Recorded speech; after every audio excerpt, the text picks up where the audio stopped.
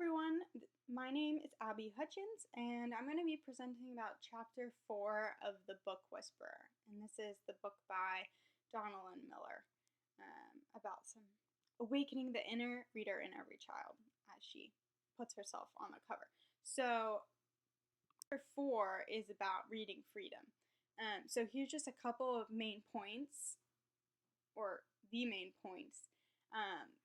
There's a lot of other good content in the chapter though, so definitely go back and read the whole chapter if you have the chance as well. But anyway, so the main thing she talks about are these 9 things. So she talks about teaching students how to choose, allowing them the freedom to quote unquote cheat in their reading choices, making plans for reading, making connections, having high expectations for your students, engaging in self-reflection. Good, quote unquote, is not always better when it comes to book selection, and just knowing the different kinds of books out there is important.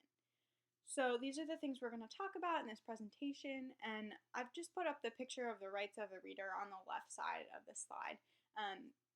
This is it's a book, but a lot of people will see it in poster form. It's by Daniel Panack, and it just talks about these 9 basic rights of a reader.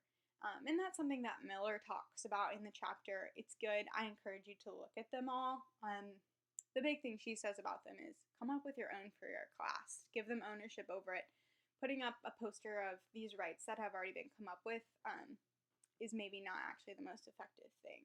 It's helpful when your students come up with them themselves. So just a little side note from this chapter. Rights of the reader are interesting, and a lot of them are actually really connected with the main points that she makes in the chapter. So if you have time, look that up. It's pretty interesting. So let's talk first about teaching your students how to choose. And so just some background on that. Like, students will enter into reading with a variety of strategies on how they choose books, or really no strategy. And some of these are helpful and some of them are not so helpful. So something that will be helpful for them to know is that they can choose books that interest them and meet them at their own level, whether that's a shorter book or an easier book. Like, that is okay. And those strategies that they have been using aren't necessarily not welcome in your classroom, as they might have been in some other classrooms your students have been in before. But you can also help give them tools to determine whether a book is a good fit for them. And some of the things that we'll go ahead to talk to some main points later in the slide, we'll talk a little bit more about what's a good fit. So going on that, so a lot of these strategies your students might already have, they may see as quote unquote cheating.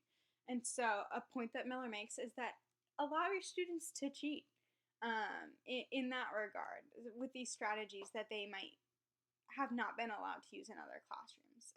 Your students need to know that it's okay to read the same book more than once. It's okay to read the ending first if they must, to know if they're going to like the book. It's okay if you sometimes read an easy book or a short book.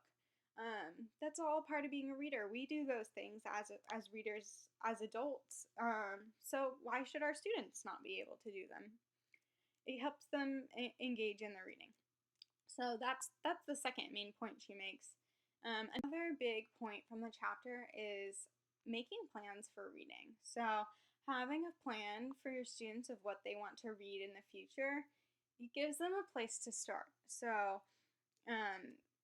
there's different ways you can scaffold this to help your students approach their own reading journey, because most likely they're not going to be familiar with making a reading plan at this point.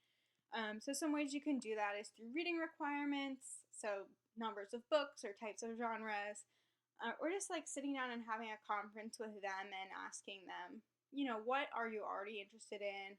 What are your goals? What do you want to read?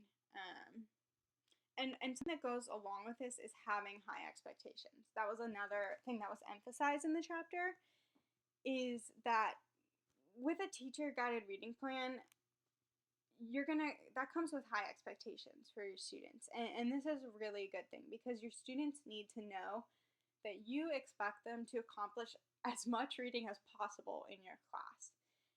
So this leaves no room for reading less or waiting to read, and it creates an environment where students are immersed in the literature deeply and quickly and throughout the entirety of your course, because that's only way they're going to reach these goals. And that's a good place to be in with reading. Because one of the things that Miller said in the chapter was, it's not going to take just 10 books to turn someone into a reader. They really need that long exposure throughout your class to really change those habits and help them fall in love with reading. Another way to help your students engage is by making connections. So providing them with books that relate to what they're learning in other content areas can be another gateway into getting them excited about reading. So not only does it give them more reading options, but it also reinforces what they're learning outside of your class, and they're working on their reading as well. So it's a win-win for everyone. And another thing she talks about is just she's seen a lot of people, a lot of her students really want to learn more about what's in their textbooks. And you might be surprised to see that when you offer them those books that they want them.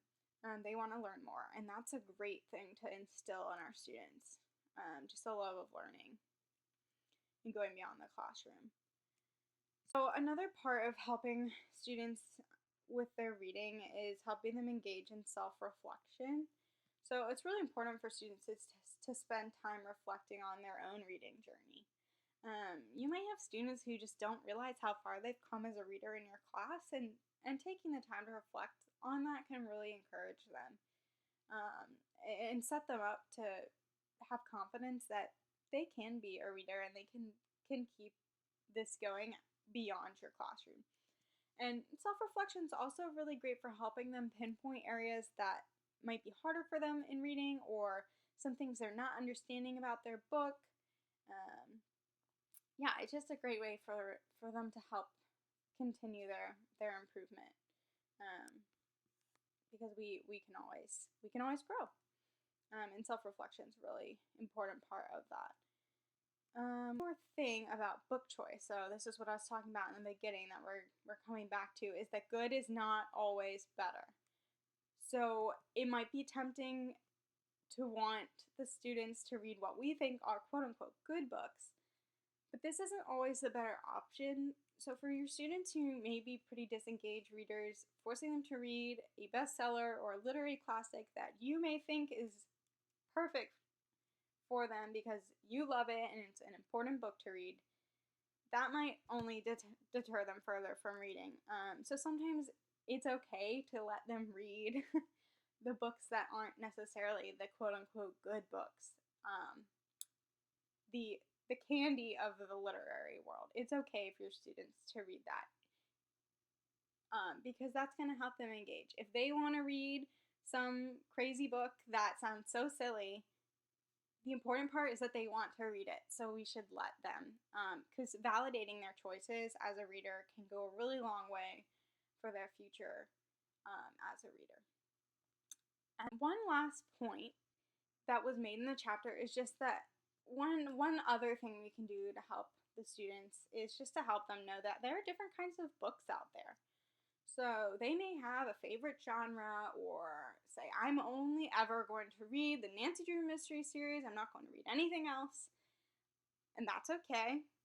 But helping them at least learn about and differentiate between different genres of literature can open their eyes to books they may not have picked up before. So rather than teaching this through a boring lecture, Miller suggests a couple of other ways you could do this to help your students get excited about it. Like having them go to the library and looking through different book sections and kind of trying to figure out what's different between genres. Or you could have them work in teams and give them like tubs of books and have them all be the same genre but not tell them what genre, and just make it into a game and a fun activity. So your students, it's more exciting. They've probably heard about a genre before, and they may just tune it out if they have a favorite. But doing an active lesson, like a game, is a helpful way to get them more interested. So these are the main points from the book, from chapter 4, and there was a lot of good information in there. So, like I said in the beginning, definitely go back and read it, especially if any of these 9 points really sticks out to you, because she has some great examples in there. Anyway, here's the references. There's the book title there if you're looking for it.